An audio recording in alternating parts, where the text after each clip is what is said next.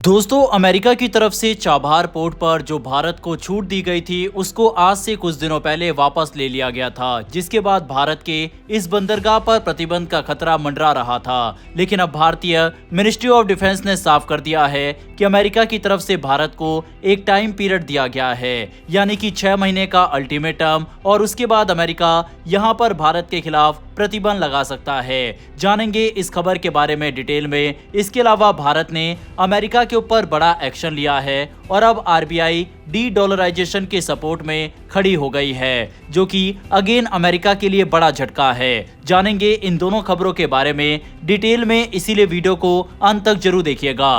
पहले बात करते हैं चाबहार पोर्ट की। हाल ही में अमेरिका ने भारत को इस पोर्ट प्रोजेक्ट पर लगे अपने प्रतिबंधों से 6 महीने की छूट यानी वेवर दी है। ये छूट ऐसे समय पर आई जब अमेरिका ने रूस की तेल कंपनियों पर नए प्रतिबंध लगाए हैं और भारत इन प्रतिबंधों के प्रभाव का अध्ययन कर रहा है।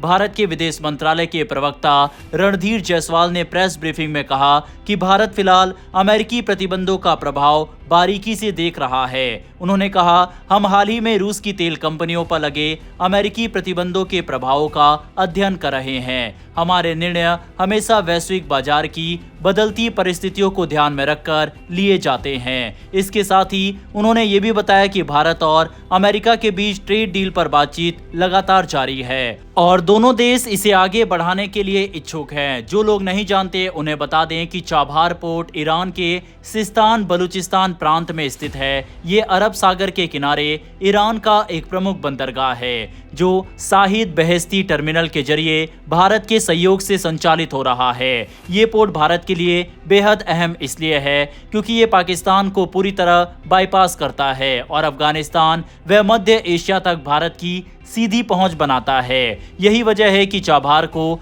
भारत की रणनीतिक परियोजनाओं में एक गेम चेंजर माना जाता है। भारत उस पोर्ट के जरिए अफगानिस्तान, उज्बेकिस्तान, तजाकिस्तान और बाकी सेंट्रल एशियन देशों तक माल भेज सकता है बिना पाकिस्तान की सीमा से गुजरे। ये बात पाकिस्तान को हमेशा असहज करती रही है क्योंकि अभी तक अफगानिस्तान का व्यापार ज्यादातर कराची या ग्वादर पोर्ट के जरिए होता था, जो पाकिस्तान के नियंत्रण में है। चाबहार अफगानिस्तान और मध्य एशिया के लिए एक वैकल्पिक ट्रेड रूट बनकर उभरा है और यही से भारत की विदेश नीति का अहम हिस्सा बनाता है। अब सवाल ये उठता है कि आखिर अमेरिका के प्रतिबंध इस प्रोजेक्ट पर क्यों लगे थे। दरअसल 2018 में ट्रंप प्रशासन ने ईरान पर मैक्सिमम प्रेशर पॉलिसी के तहत कई सख्त आर्थिक प्रतिबंध लगाए थे। इसी दौरान चाबहार पोर्ट को भी अप्रत्यक्ष रूप से इन सैंक्शन का हिस्सा बना दिया गया था। हालांकि शुरुआत में अमेरिका ने भारत को इस प्रोजेक्ट के लिए छूट दी थी क्योंकि वॉशिंगटन भी मानता था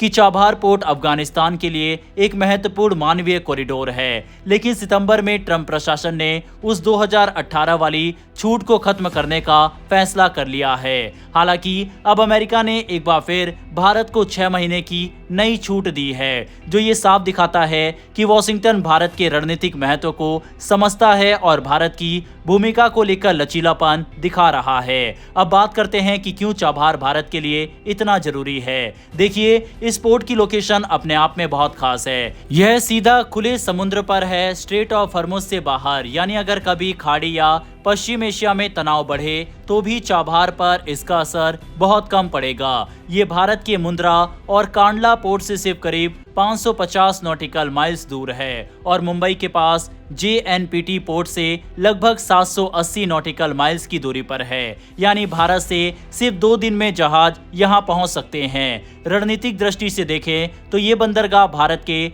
नॉर्थ साउथ ट्रांसपोर्ट कॉरिडोर का मुख्य हिस्सा है। यही रास्ता भारत को रूस, मध्य एशिया और यूरोप तक पहुंचाने में मदद करेगा, वो भी पाकिस्तान को बाईपास करते हुए। चाबहार का महत्व सिर्फ इतना ही नहीं है कि ये पोर्ट है, बल्कि ये भारत के लिए चीन के बढ़ते प्रभाव का जवाब भी है। चीन ने पिछले 2 दशकों में अपनी बेल्ट एंड रोड इनिशिएटिव के तहत दुनिया भर में 38 से ज्यादा पोर्ट्स बनाए हैं और 78 पोर्ट्स में हिस्सेदारी भी खरीदी है। ग्वादर पोर्ट जो पाकिस्तान में है, चीन की इसी रणनीति का हिस्सा है, जिसे अक्सर स्ट्रिंग ऑफ पर्ल्स कहा जाता है। यानी चीन हिंद महासागर के चारों ओर बंदरगाहों के एक चैन बना रहा है ताकि उसकी नौसेना और व्यापारिक उपस्थिति मजबूत हो सके।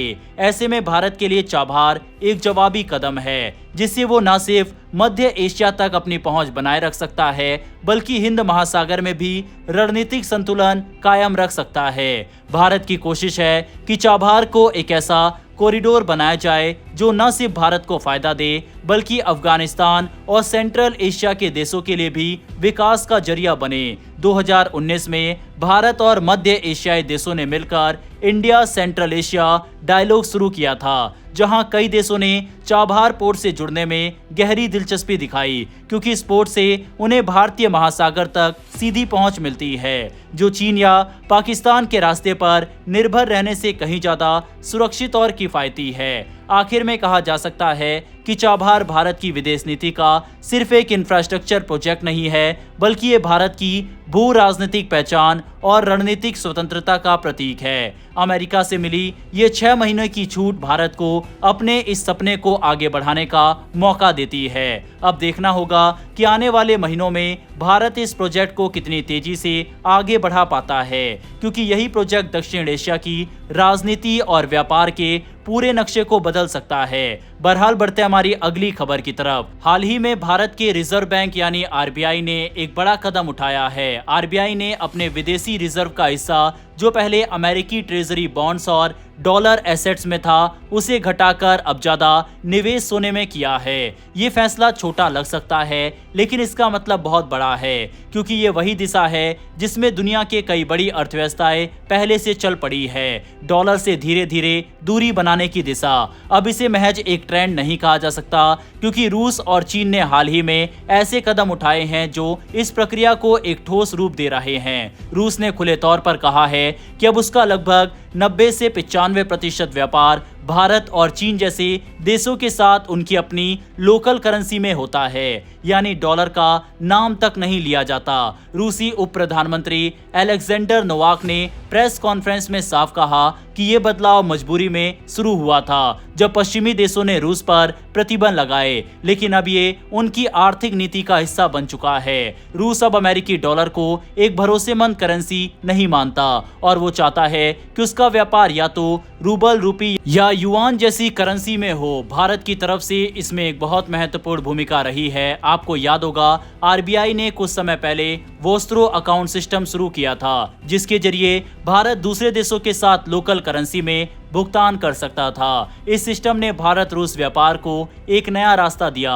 अब भारतीय व्यापारी अपने बैंक में रुपए जमा करते हैं और जब रूस का व्यापारी भारत से कोई वस्तु खरीदता है तो वही जमा रकम उसके काम आती है, किसी तीसरी करेंसी की जरूरत नहीं। इसी वजह से आज भारत और रूस का तेल व्यापार बिना डॉलर के संभव हो पाया है। अब बात करते हैं चीन की, जो इस पूरे खेल का सबसे बड़ा खिलाड़ी बनकर उभरा है। चीन ने अपनी करेंसी युआन को लेकर पिछले 2 साल में जो उछाल दिखाई है वो वाकई चौंकाने वाला है। अब दुनिया भर में जितनी भी लेंडिंग यानी उधारी होती है, उसमें युआन का हिस्सा तेजी से बढ़कर दूसरे नंबर पर पहुंच गया है। पहले डॉलर के बाद यूरो और येन आते थे, लेकिन अब युआन ने उन्हें भी पीछे छोड़ दिया। यानी चीन की करेंसी अब ग्लोबल मार्केट में डॉलर के बाद सबसे ज्यादा इस्तेमाल की जाने वाली करेंसी बन चुकी है। कई देशों ने अब युआन को अपनाना भी शुरू कर दिया है। वहीं अब सवाल उठता है कि इसका असर क्या होगा अमेरिकी डॉलर पर। देखा जाए तो तुरंत तो शायद कोई बड़ा असर ना दिखे,